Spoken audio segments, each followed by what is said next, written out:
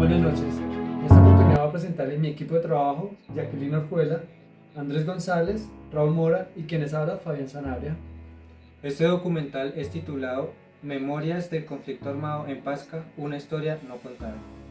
La dinámica de nuestro trabajo establece la incidencia y el papel que juega la guerrilla en el municipio de Pasca. Bienvenidos. Ubicado en la región del Sumapaz, a 23 kilómetros de Fusagasugá, se encuentra el municipio de Pasca, Cundinamarca, un destino rodeado por un hermoso paisaje de montaña y una rica historia cultural.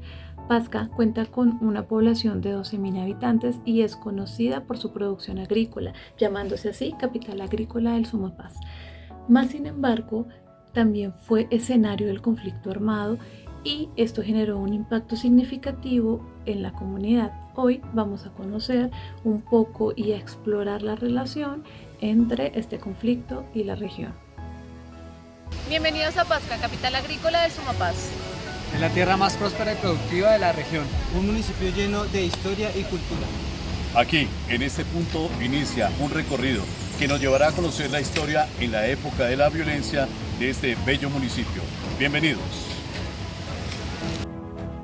Los objetivos de nuestro trabajo es dar a conocer y comprender la dinámica del conflicto armado en el municipio de Pasca y en la provincia de Sumapaz entre las FARC-EP, el Ejército Nacional y en menor medida los grupos paramilitares.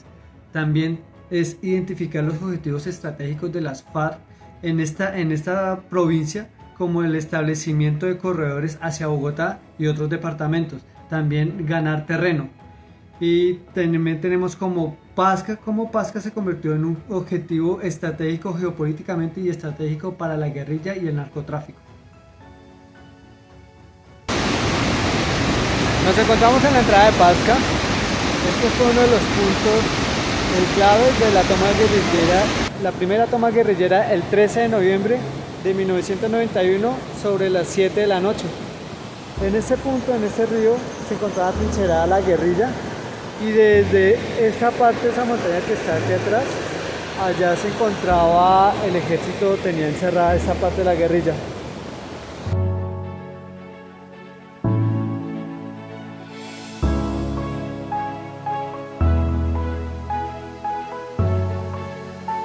Bueno, muy bien, nos encontramos con don Benjamín Almonacid, aquí en el parque principal, en el parque Muisca, a respaldo la iglesia de Nuestra Señora de la Encarnación. Don Benjamín es una persona que durante muchos años ha vivido la historia del municipio de Pasca.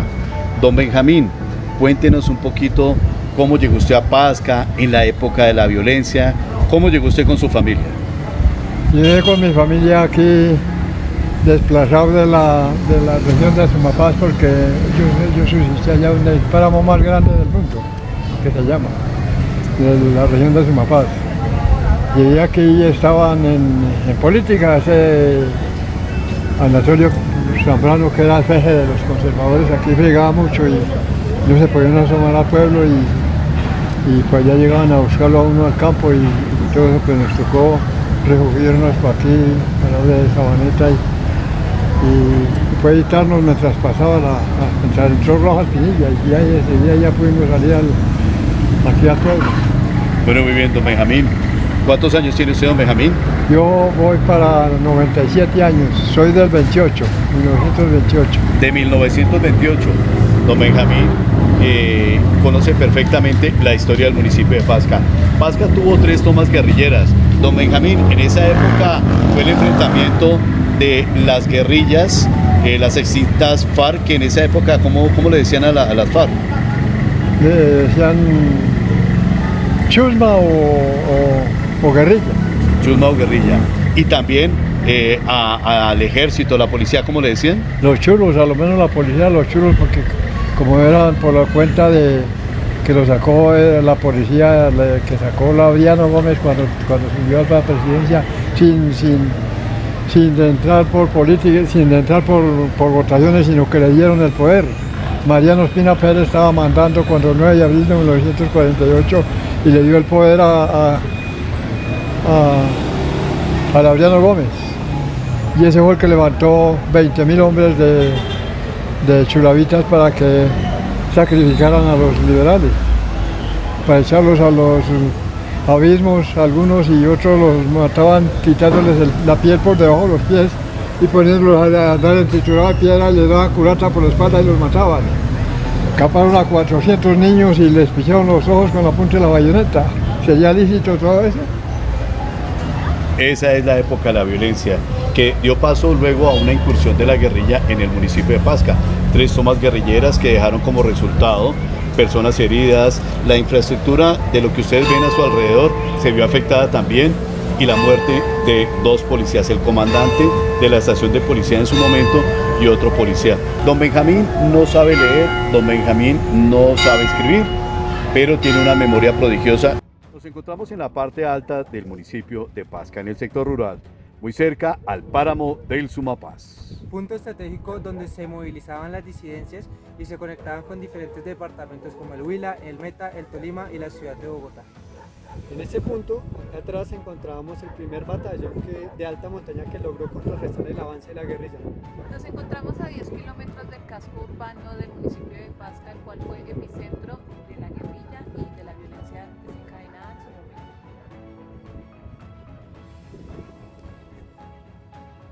El 13 de noviembre de 1991 se realizó un hostigamiento frustrado hacia la cabecera municipal de Pasca desde las 7 p.m.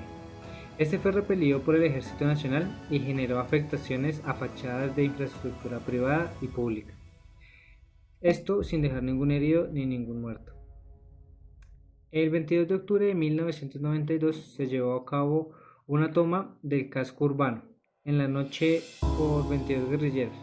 La toma duró 3 horas y generó afectaciones a infraestructura privada y pública. El 19 de julio de 1994, más de 100 guerrilleros del Frente 52 y del Frente 25 atacaron este municipio, afectando gravemente la fachada de la estación de policía, asesinando a 2 agentes de policía y dejando en shock o heridos a otros 4. Después de este hecho, el municipio quedó sin presencia policial ni fuerza pública por varios años. La toma fue como a las 7 de la noche. Llegaron y hicieron cerrar todos los almacenes, pero como estaban ubicados a la entrada al pueblo, entonces, por ejemplo, la vía Bocamonte, esa la cerraron ahí, no dejaban salir a nadie. La gente que estaba en los almacenes, porque yo tenía mi almacén abierto todavía, no dejaron salir, me tocó cerrar. Y la gente que estaba en el almacén, eso, que se quedaron ahí en la casa hasta el otro día, sí rodaba la bola, como dicen en el pueblo, que se iban a entrar, pero que no sabían, que estuviéramos prevenidos porque se iba a entrar la guerrilla. Pero ya pasó este día y no se entraron, entonces uno ya olvidaba que eso tal vez no es cierto, que se van a entrar.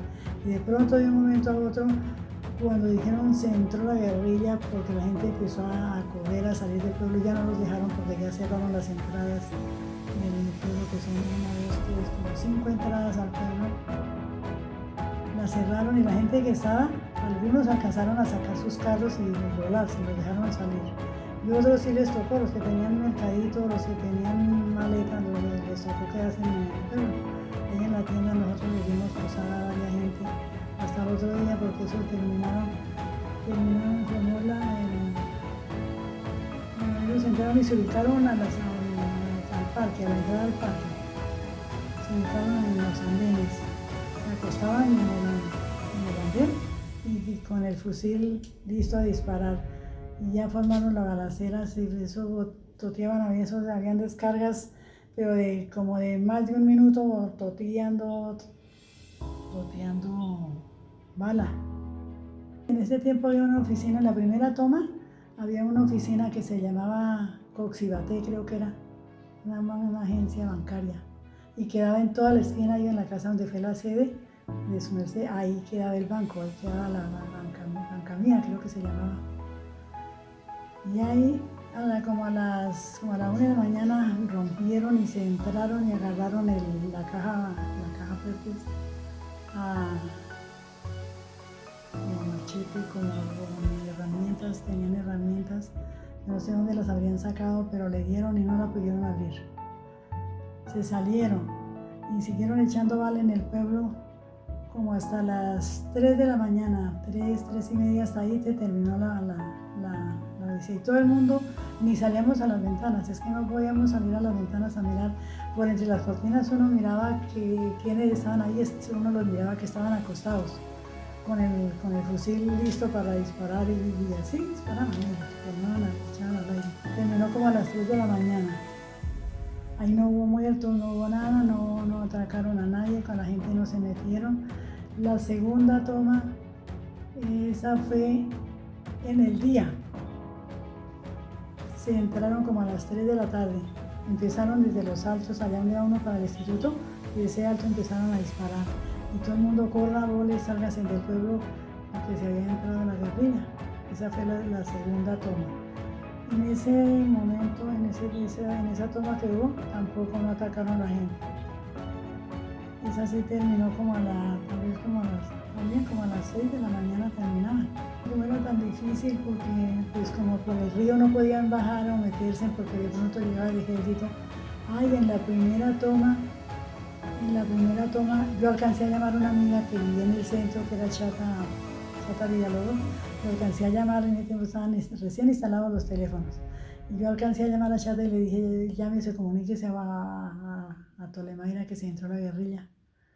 Y ella llamó y fue cuando los aviones empezaron por encima, pero eso era terror, lloraban los niños, no, eso era terrible. Los chinos iban a dar debajo de la cama cuando se estallaban toda esa bala, porque era por ratos, no era seguido disparando, sino era por tiempos. Sí. Entonces ya cuando, como a la 1 de la mañana, como a las 12 de la noche tal vez llegó el ejército y empezó a bombardear de encima. Ahí sí dije, nos acabaron aquí. Llegaron echando bala y ya llegaron los aviones que traen cámaras calumbra, no sé si eso tiene un nombre especial. Y buscándolo, y ellos bombeaban, ellos no botaban bala al pueblo, al centro urbano no, sino al río. Ellos ubicaban desde encima, los aviones ubicaban el río y por el río estaban, y por el río lo sacaron. Y se dispersaron por el río arriba arriba, porque como son dos ríos, entonces juntos ríos estaban bombardeados desde encima, el ejército los estaba bombardeando. Y así lo sacaron, ya como a las 2 de la mañana ya no volvieron a disparar más. Y entraron que a sacarse en la plata, pues ese era el fin de ellos, llevarse en lo que había. Pero como no pudieron, entonces ya el ejército, ya fue cuando llegó el ejército de Tolemaida, pero ya no hicieron nada. La tercera toma fue la más grave. La tercera toma, ahí sí fue cuando hicieron abrir un almacén que estaba en el pie del parque, un almacén de un señor Romero que era un almacén de grano, pero vendían ollas, vendían baldes, vendían todas esas cositas, vendían. Los hicieron abrir el almacén y pidieron mercado, que a nombre de fulano de tal, que ellos como conocían la gente, que un mercado de 300, de 500, en ese tiempo 500 eran como $1.000.000 de pesos, hoy más de... Sacaron ese almacén y se fueron a sacar gasolina, pero no incendiaron, no bajaron el cuartel. En la tercera toma fue cuando volvieron y hicieron abrir los almacenes y sacaron baldes y sacaron ollas, y en esas fueron y hicieron abrir la bomba de gasolina que quedaba en Flandes, ahí en una que era de un señor Montaña. Toda la esquina pasando el puente y bajando, que ahí construyeron una casa de madera, tienen ahí. Ahí era la bomba. Y ahí sacaron gasolina y bajaron cuando nosotros se asomaban por las ventanas de cualquier ratico, que no estuviera sonando bala, se asomaba uno a la ventana y los miraba que sacaron los baldes y yo decía, Dios mío, ¿qué van a hacer con esto? Cogieron para Flandes, cuando bajaron los vimos que bajaron con la gasolina. Y dijimos, claro, eso es gasolina lo que llevan. Prendieron candela al cuartel. Esa sí fue la más grave. Atacaron al cuartel y se metieron, porque como son tan poquitos policías, yo creo que habían como unos 5 policías o 4 policías, no habían más en el pueblo. Los atacaron esa noche, le prendieron fuego al cuartel y cuando nosotros de la casa salíamos a la terraza y mirábamos para la parte de abajo, que se ve abajo, la parte de abajo, cuando vimos las llamaradas que salían, dijimos, Virgen Santísima, nos quemaron acá. Vaya, desenchufen aparatos, pues, las cuerdas, los enchufes, o sea, el televisor, todo retirar y apagar abajo en la caja del contador. Apagar también todos esos aparatos porque dijimos, claro, nos echaron candela, nos van a matar esta noche. Ahí murió el comandante. Ahí murieron Ahí murió el dos comandante o y un policía. dos policías, ¿no? El comandante Sí, del cuartel y un policía. y un policía también. Sí, murieron los dos quemados porque como le vinieron a ver a todo, yo no sé si los sería que se entraron y los mataron, porque eso uno hasta el otro día a las 6 de la mañana salía uno a la esquina a mirar y bajar al cuartel a ver, pero con el mío tan grande, no, ya llegó el ejército, llegaron de Bogotá, en mi primera toma estaba el Andrés Pastrana de presidente que se llegó a Pasca. Y las otras tomas sí, no me acuerdo qué podía llegar, pero sí llegaban el secretario de gobierno al otro día a inspeccionar y a prometer que ayudaban. Ellos estaban frecuentando alrededores del pueblo, o como ellos dicen que cuando iban al ejército se metían en donde estaban los obreros, se camuflaban en la gente que estaba trabajando en el campo para que el ejército no. Llegaban y le preguntaban a la gente y nadie daba razón. Nadie decía nada, nadie, todo el mundo callado. Entonces, pues la guerrilla estaba alrededor. Nosotros también fuimos víctimas de la extorsión porque eso le mandaban a uno la razón.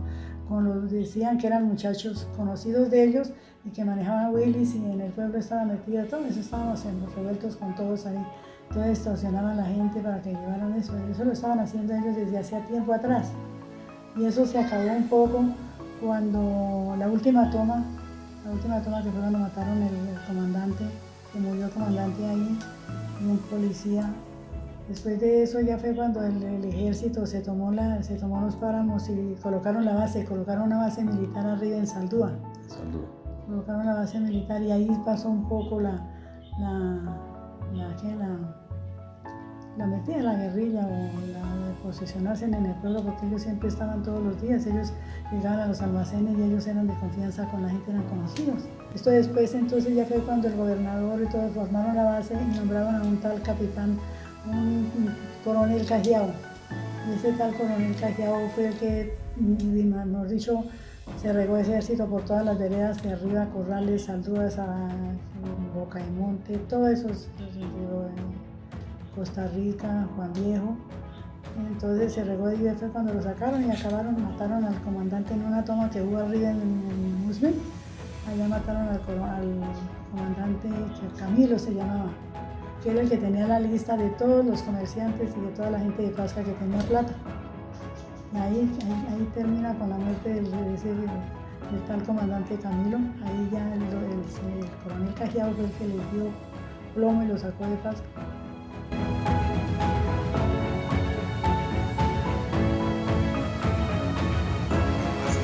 Dinamarca.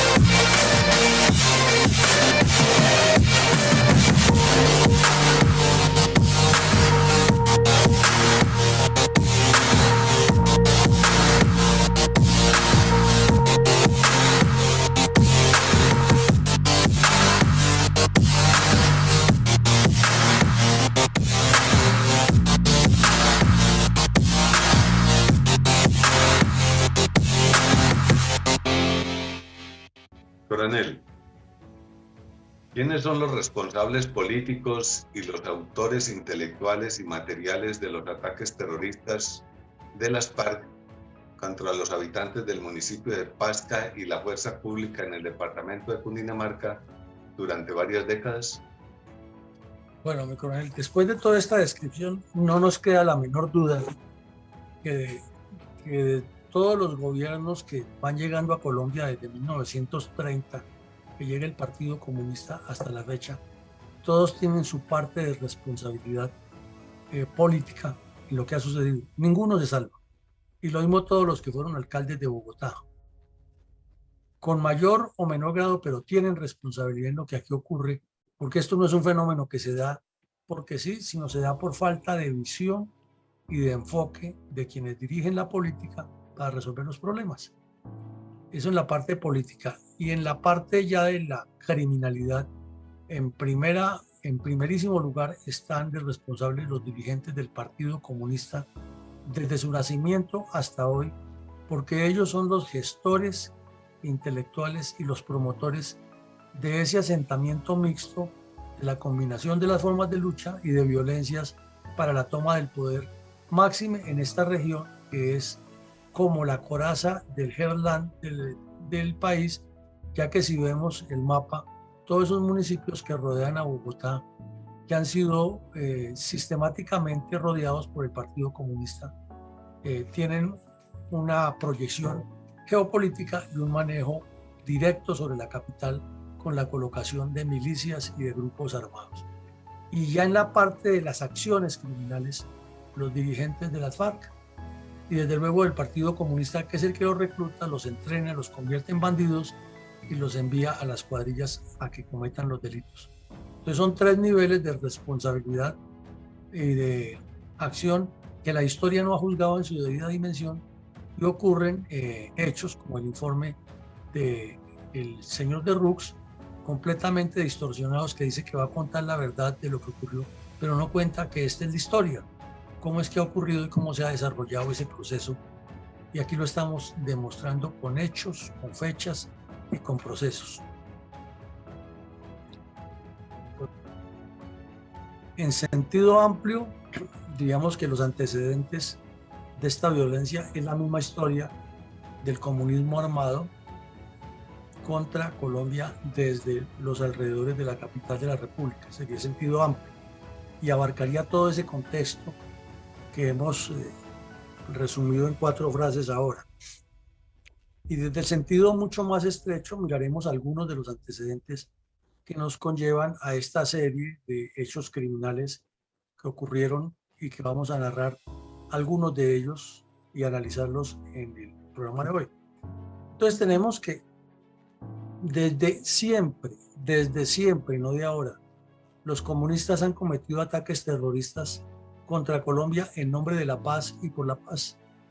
Si nos remontamos a el discurso y el lenguaje que tenía Juan de la Cruz Varela y sus bandidos, era el mismo cuento, de que ellos estaban invadiendo tierras y enfrentándose contra el Estado, no porque el Partido Comunista tuviera un plan criminal para tomarse el poder e instaurar una dictadura, sino porque estaban luchando por la paz en el campo.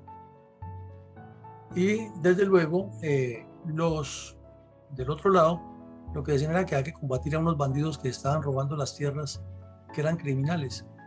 Pero el foco del asunto completamente perdido, sobre todo para los de este lado que se dejaban manipular y terminaban inclusive muchos de sectores liberales y de conservadores, entre comillas, progresistas, abrazando los mismos ideales y argumentando lo mismo con el fin de hacer politiquería. Ya vimos en otro episodio que hasta su muerte el bandido Juan de la Cruz Varela vivía como un rey en una finca y para ir a hacer campaña los políticos de Cundinamarca lo visitaban y hablaban con don Juan para que él les diera el visto bueno y hablara con los muchachos y no les hiciera nada a los que iban allá. Y todo eso lo toleraban las dirigencias políticas que siempre han sido corruptas y oportunistas. El desarrollo de la violencia en el municipio de Pasca está enmarcado esencialmente en 3 variables. La primera de ellas es el atractivo de la riqueza en el agua y en la tierra. El segundo, su cercanía con la capital de la República. Y el tercero, es la rebeldía de sus gentes, sus campesinos, sus procesos de lucha en la reforma agraria, por ejemplo, que lleva cientos de años en la historia. La FARC toma poder cuando empieza en su plan de extensión y precisamente llegan a la región del Sumapaz producto de la incursión del ejército en Casa Verde. Este fue en el año de 1990 en el gobierno de César Gaviria. Allí se crean nacen los frentes 51, el 53 y el frente 55.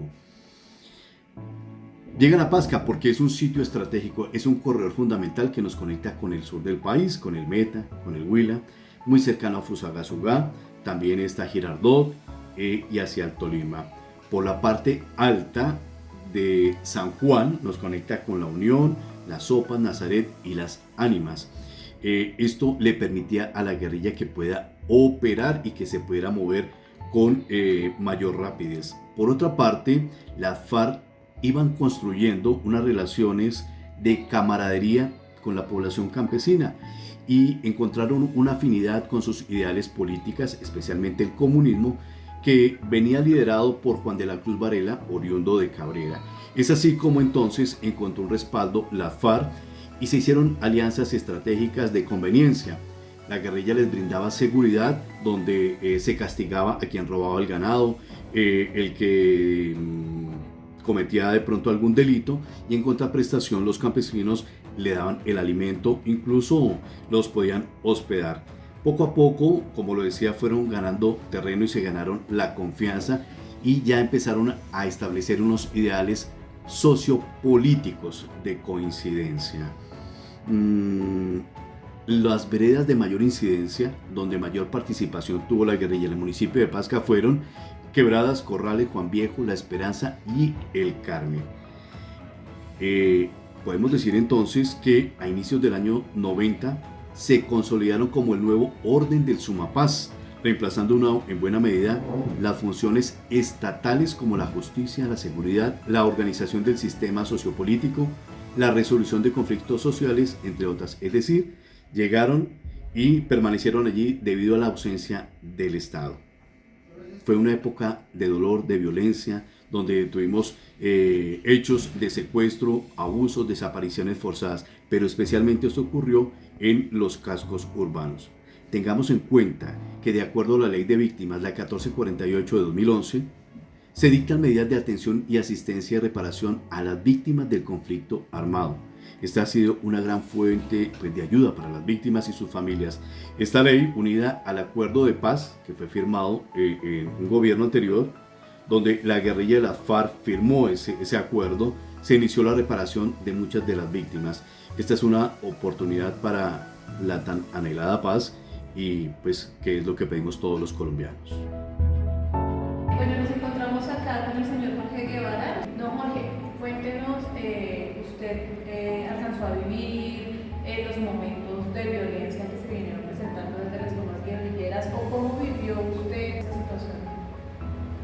Bueno, en esas tomas guerrilleras se llegó hasta el punto de tumbar el comando de policía, habían hostigamientos, disparos.